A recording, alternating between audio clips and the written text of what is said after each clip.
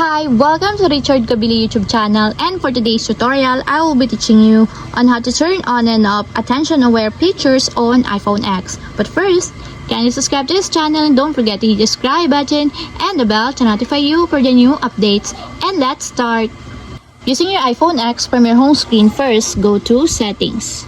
Then in the Settings, scroll down and find the Accessibility and then Top. Then in the Accessibility, scroll down again and go to Physical and Motor section and then tap the Face ID and Attention. Then in this part in the Face ID and Attention, find the Attention Aware features, and as you will see, there's a switch button located on the side of it. Then all you have to do is just tap it and then enter your 6-digit passcode. And as you will see that the Attention Aware features is now enabled. When it is enabled, iPhone will check your attention before dimming the display, expanding a notification when locked or lowering the volume of some alerts. And if you want to disable or turn off, just tap again the switch button.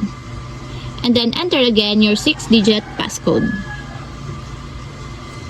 And that's it, we have successfully turned on and off attention-aware features on iPhone X. If you have a question, can you comment down below, and don't forget to hit the subscribe button and the bell to notify you for the new updates. And thank you for watching!